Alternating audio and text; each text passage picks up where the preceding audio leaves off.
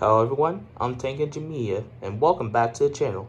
Today, I'm going to be talking about the new 2025 Thomas Minis. Well, just Thomas as of right now.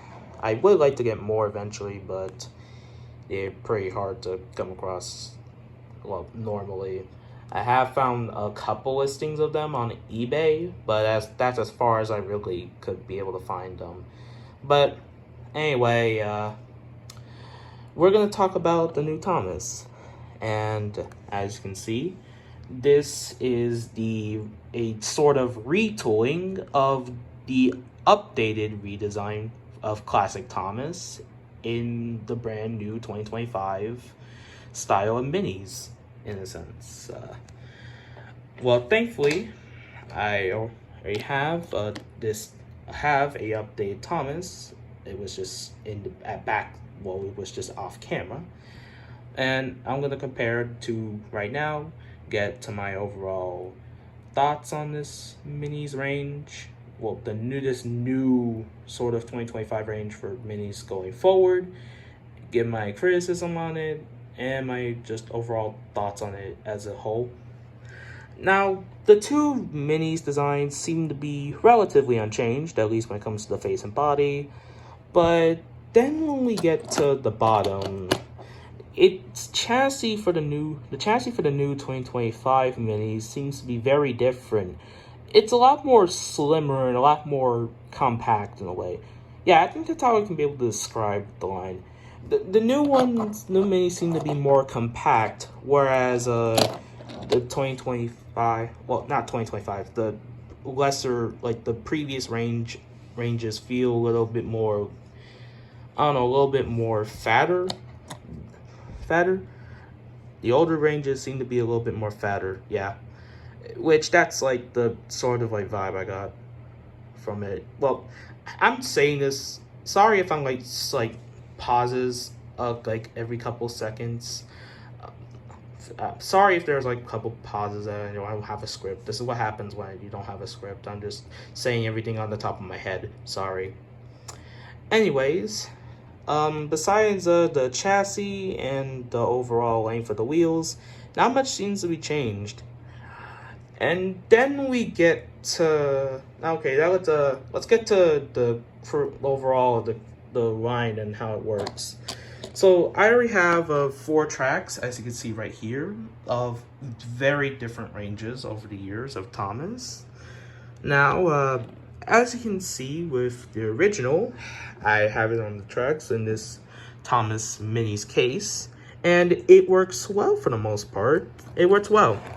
You see, you can just you can drive around the track, you know, pretty normal so far. But then we get to the new design, how they work, and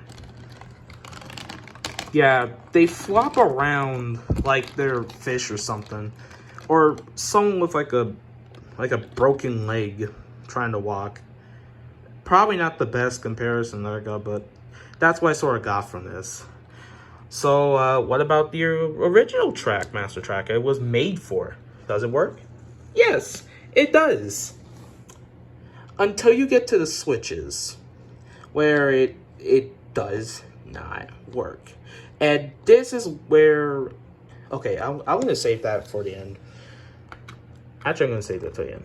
All right, so Superstition Track, that works as you would probably expect. And surprisingly, they work on Capsule Playroll Track. So that's pretty cool. All right, now it's time to get to my general problems with the range. Now, when it comes to the switches of the line, they can't really go anywhere unless it's like straights or curves. They can't really go anywhere, and that's the main problem that you have. So if you have like a whole railway, motorized railway with like multiple switches, points, and a whole bunch of other exclusive track that isn't just straights or curves, the minis are gonna get stuck. So that's the main flaw I have with it. It's not compatible with the motorized line. And that brings to my main problem, is that it feels sort of, unnecessary. It doesn't. What I'm trying. Okay, so here's what I think it is. I think it's. I think on paper, it was a good idea. Have all the different ranges, have one unified track system, like with the new motorized range or the new push alongs. But with minis, that's sort of where you have a problem, where they can't be able to go on like regular Trackmaster track. So what you do? Why not just make a line, like a track system for minis? And they have done that multiple times. But then there's Superstation track, which I feel like that's the perfect like in between. You have like the motorized engines can be able to use it, the push along engines can use it, and for the first time in a while, the minis have a track system that they can actually use. Yes, it's mostly motorized track, but now the minis could be able to work on it. But then they didn't. Then they stopped making the Superstation track, and instead of using the Superstation track moving forward, they kept using the original Trackmaster track. Well, they kept on using the original Trackmaster motorized track. Is what I meant to say. And that brings us to now, where they want to have like one big unified track system. But with minis, you kind of run into that issue really fast. And that's where I think is the main problem. It feels very unnecessary and feels very late into something that should have been done like probably from the start.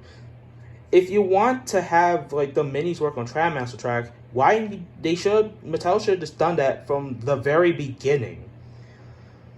And yeah, I think that's my overall thoughts on it. I think it's a good idea. Probably not executed well, but I think it works decently enough.